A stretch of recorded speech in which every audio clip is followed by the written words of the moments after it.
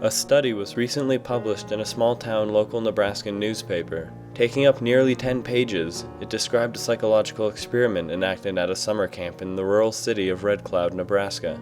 The blocks of text were so dense that very few of the small handful of people who subscribed to the newspaper even bothered to read it, and those who did just thought it was a sick joke.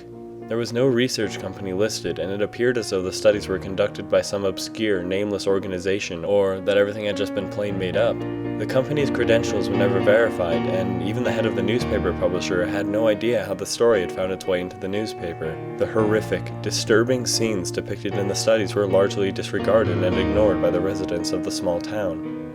That is, until the next issue of the newspaper was printed, in which the pictures were published. Panic suddenly erupted throughout the entire state as, although the newspapers were withheld from the public upon inspection after printing, some managed to leak out. With horrendously disturbing photographic evidence, the validity of the study was suddenly confirmed. Supposedly, all copies of both issues of the newspapers were confiscated and destroyed as a governmental investigation was conducted. However, there are rumors that there are still websites out there where the uploaded text can be read. It is from one such site that I can explain to you what happened that week. The outdoor summer camp of Helen Springs had recently undergone a change in ownership. The program had been sinking into debt over the past several years, and so little questions were asked when a new management team offered to buy the program. The shift occurred smoothly, with no one taking any notice at all. Of course now, despite rigorous governmental investigations, almost no evidence is present to identify the company's name, their nationality, or where their funds came from. It is suspected that the buyout occurred under the table, and so all physical evidence had disappeared if it had ever been there at all. The newly staffed camp continued to market its traditional activities of team building and outdoor activities for middle school students. However, what really happened on the third week of May was something else entirely. The goal was a white flag, a small, palm-sized triangular piece of cloth on a stick no longer than a chopstick. The children were told, however, that if their team gained possession of the flag, the pain would stop.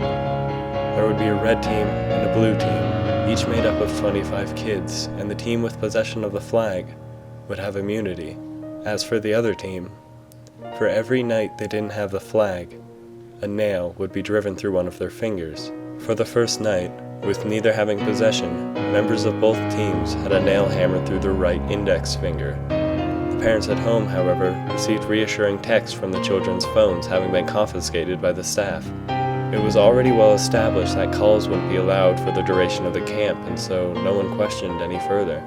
Students were not allowed to remove a nail once it was hammered in. Doing so would result in 2 additional nails for every member of their team. It was after this that both teams were told that the flag would stop further nails from being smashed in as long as they maintained possession, and only one team could have the flag at a time. They were then informed that each night, the penalty for not having the flag would increase. The first night had only been 1 nail, but the next day it would be 2, and then 3. Progression of the nail placement would go as such: fingers alternating right to left hands, then eyes, right, then left, and finally skull. To get the flag, a team would have to win 2 out of 3 challenges, each being worth 1 point. The categories would be an archery target competition, an endurance challenge for the longest run time, and a mental competition in which each team would pick a representative for a single game of chess. And so the experiment began. The red team dominated, and what started out as a fairly even match quickly became an easy victory for them as each night the other team was weakened further and their hopelessness grew. After the first 3 days, the blue team couldn't even compete in archery as their fingers wouldn't work. Therefore, the red team was instantly guaranteed 1 point. Group desperation also played a large role, and so the blue team had little hope in the endurance and mental challenges as well. What happened after the 5th day mark, however, is what was emphasized in the report. Staff members arrived at the blue team's cabin on the morning of the 6th day to find that the cabin door had been barricaded, and it was dead silent inside. By this point, all fingers had been nailed as well as the right eye of every child inside. They feared that perhaps the children had died of blood loss, or that maybe they had all agreed on a suicide pact. But that's when they heard the first child start to scream. A long, drawn-out, inhuman wail sounding more like a wounded animal than anything. Looking through the windows, The staff saw the other kids in the cabin sitting calmly in a circle as the kid convulsed in the corner of the room.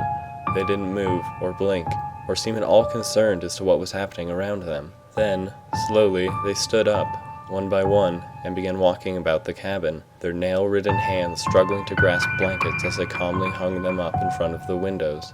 A perfectly choreographed effort, as the last bit of cloth was pulled to conceal the inside. Every child stood together, facing the staff, bringing up their crooked, mangled fingers to their lips in unison, mouthing, "Shh." Then the researchers were cut off. Whatever was taking place inside the cabin was now a mystery, but as they stood, they could hear another child join in the screaming, then another, and another. Naturally, the blue team didn't show up to any of the competitions, and so the red team automatically won every point. No representative showed up to take food rations, and the cabin was silent all through the morning. The screaming had stopped. Midday arrived, and the cabin remained dead silent, and researchers noted that the red team had become extremely nervous, stealing glances at the cabin, their eyes racked with worry. It was about 4 o'clock in the afternoon when the first sounds in a while started to emanate from the cabin. At first, it sounded like quiet, distant sobbing. The staff and red team alike all listened intently, some gathering close to the cabin, their heads cocked, trying to make it out. As they did so, they slowly realized it wasn't crying at all. It was laughter. A quiet, lonely-sounding giggle echoed throughout the interior. It was pained and sickening, the sound of a broken person. Slowly, the disturbing wail was joined by others. The staff began backing away as the inhuman, demented chorus of unnatural laughs slowly grew louder and louder. Then a thud, and another. Something was being nailed inside. The laughing continued, louder than ever. It was at this point that several of the staff members were reported to have snapped, running off in terror, trying to get in their cars and speed off, some even grabbing members of the red team in an attempt to save them as well. All of them were gunned down, however, and the red team members were returned to their group. The company couldn't risk word getting out prematurely. No, they had to complete the experiment. The gut-wrenching sounds continued for several hours as the sunlight faded. Then dusk fell. The time had finally rolled around for the blue team's punishment. The staff would have to force open the door, but not a man would go near the cabin. The laughs had mostly died down, but muffled giggles could still be heard every now and then. Eventually, one man, at gunpoint, was forced to the door. Shaking nervously, he slowly brought up his fist and gave 3 firm knocks on the heavy wood. Silence. The giggles stopped. The only sound was the wind blowing through the trees as they creaked and swayed. It stayed like this for what felt like forever, as everyone held their breath. Still nothing could be heard from inside. Just as the man turned around to look at his superior for further instructions, it happened. 3 more knocks on the door, this time from the inside. Swallowing hard, the man choked several times before finally finding his voice. "It's time," he said. Your team doesn't have possession of the flag." Once again, he was greeted by silence. Frustrated, the experimental manager picked up a megaphone and stormed up to the cabin, shoving the man aside. Trying to elicit a response from the kids inside, he brought up the megaphone. "If one of you opens the door and comes outside," he said, clearing his throat, "we will give you the flag." Everyone stared at him, and the red team showed some signs of protesting, but the cabin remained silent. The manager waited for several minutes before getting even more frustrated. "Hello?" he shouted angrily. "At this rate, you will lose the game. You hear me? You will all—" Suddenly he was cut off by an overpowering bout of shrieks from inside the cabin. Shrieks of laughter. The manager backed up, his face faltering for a second before quickly rehardening into its angry expression as he regained his footing. He cursed under his breath and threw the megaphone to the ground. "I want that cabin open now!" he screamed, face red, fists clenched. Nobody moved. They stole nervous glances at each other, but refused to budge. The last twinkle of sunlight was disappearing below the horizon. The manager turned to them, eyes narrow, seething with rage. "What the hell good are ya?" he yelled. "I said now!" Still not a soul made any movement. About to pop a blood vessel, the manager whipped out his pistol and without warning fired a shot into the crowd, barely missing a staff member. Screams erupted from them, and in the panic several staff members pulled out their guns and returned fire at the manager. Taking bullets to his right leg and left shoulder, he grunted in pain and collapsed to the floor just in front of the cabin. Squirming around in the dirt, the manager cursed and screamed. "What the fuck?" he cried. "God damn it, I'm going to kill you all!" Realizing what they had done, a few staff members started to run towards him to help when they suddenly stopped in their tracks. "What the fuck are you waiting for?" the manager screamed. "Get your asses over here and help!" He suddenly stopped as he heard the cabin door slowly creaking open. Standing too far away to see what was inside the dark interior, the staff could only watch the manager's face as it drained of all color. His eyes went wide and his face contorted in horror. Turning frantically to the staff, raw fear plastered across his face. He began thrashing around hysterically, starting to scream. Nobody moved to help him. Slowly, a pale, mangled hand of a child began reaching out of the darkness. The nails through its fingers now acting as claws, it raked across the manager's face before catching on his eyes. As he screamed bloody murder, it violently and forcefully pressed its fingers further into his eye sockets, releasing jets of crimson blood. Then it started pulling him into the cabin. Frozen in terror, everyone watched as, despite his best efforts, the manager was dragged in further and further, feet eventually disappearing into the darkness as the door slammed shut. Finally snapping out of their trance, several staff members ran to the cabin yelling, "Hang on, we'll get you out!" The manager didn't answer, and instead they were greeted by a horrendous bout of children's laughter. The staff began throwing their weight against the door, trying to force it open, but something heavy had been pushed against it from the other side.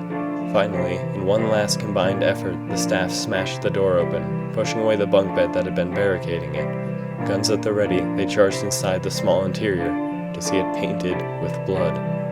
The carpet was completely soaked, soggy, and squishy under their feet.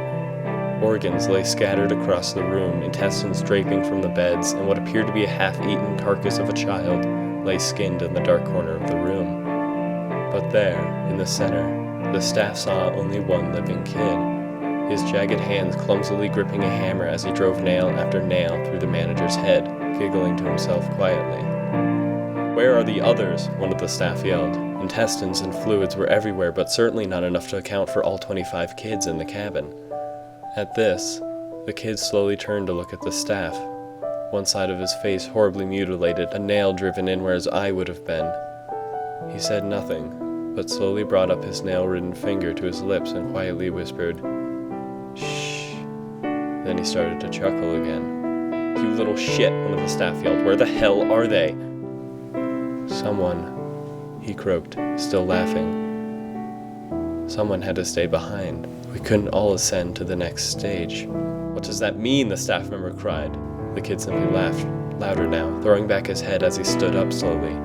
The staff trained their sights on the kid, fingers on their triggers, when they suddenly heard other laughs join in. Whirling around frantically, they were trying to figure out where the shrieks were coming from when one of the staff members backed up into a mess of strings hanging from the ceiling. Getting himself tangled, he thrashed around and frantically pulled down, ripping it from the ceiling. It smashed onto the ground. The child's body.